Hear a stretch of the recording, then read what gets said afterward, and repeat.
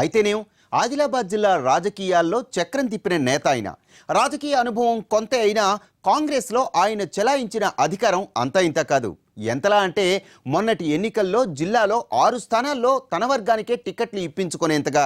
అలాంటి లీడర్ ఇప్పుడు సైలెంట్ అయ్యారు.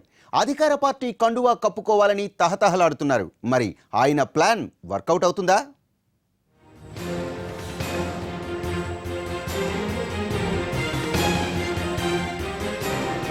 కొక్కిరాల ప్రేమ్ సాగర్ రావు అప్పట్లో కిరణ్ కుమార్ రెడ్డి హయాంలో ఆదిలాబాద్ జిల్లాలో సీఎం తర్వాత సీఎం అన్నట్లుగా అధికారం చెలాయించారాయన. ఎమ్మెల్సీగా ఉన్న ఆయన జిల్లాలో పార్టీ తరపున ప్రభుత్వం తరపున అన్ని తానే అన్నట్లు వ్యవహరించారు. ప్రమోషన్లైనా డిమోషన్లైనా అన్ని ఆయన చేతుల మీదుగానే జరిగేవి. అధికారులు ఎప్పుడూ ఆయన ఇంటి చుట్టూ చక్కర్లు కొట్టేవారు. ప్రేమ్ సాగర్ అంటే ఓ బ్రాండ్ గా ముద్రపడింది జిల్లా రాజకీయాల్లో. కానీ పాలిటిక్స్ లో అన్ని రోజులు ఒకేలా ఉండవు. తెలంగాణ రాష్ట్రం ఏర్పాటయ్యాక వచ్చిన ఎన్నికల్లో కాకలు తీరిన నేతల తలరాతలే తల్లకిందులయ్యాయి. అందుకు ప్రేమ్ సాగర్ కూడా మినహాయింపు కాలేదు.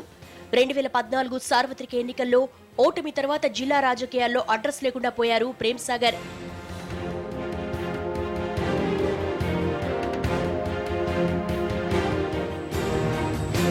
ప్రత్యక్ష ఎన్నికల్లో మొదటిసారి పోటీ చేసి ఘోరంగా ఓడిపోయారు. పట్టుబట్టి తన వర్గానికి 6 సీట్లు ఇప్పించుకుంటే గెలిచింది ఒకే ఒక్కరు. దీంతో పార్టీలో పట్టు సడలటమే కాకుండా పరువు పోయినట్లయింది. అధికారం, అనుచరగణం అన్ని దూరం కావడంతో ప్రేమ్ సాగర్ ఏకాకిగా మిగిలారు. ఒకప్పుడు కాంగ్రెస్ నేతలు, కార్యకర్తలతో కిటకిటలాడిన ప్రేమ్ సాగర్ ఇంట్లో ఇప్పుడు ఆయనే ఉండడం లేదు. ఇప్పుడు ఆయన రాజకీయ భవిష్యత్తు డైలమాల పడింది. కాంగ్రెస్ లో కొనసాగాలన్న ఆలోచన అస్సలు లేదట ఆయనకి. అందుకే ప్రేమ్ సాగర్ రావు పక్కచూపులు చూస్తున్నారని సమాచారం.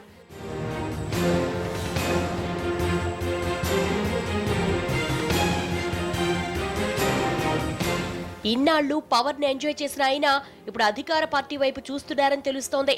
టీఆర్ఎస్ లో చేరేందుకు తన సామాజిక వర్గం నేతలతో అడపాదడపా ప్రయత్నాలు చేసినా అదంతలా వర్కౌట్ కాలేదన్న ప్రచారం జరుగుతోంది. ప్రేమ్ సాగర్ రాకను జిల్లా టీఆర్ఎస్ లోని ఓ వర్గం తీవ్రంగా వ్యతిరేకిస్తోందని సమాచారం. దీంతో ఆయన ప్రయత్నాలు ఫలించడం లేదన్న గుసగుసలు వినిపిస్తున్నాయి.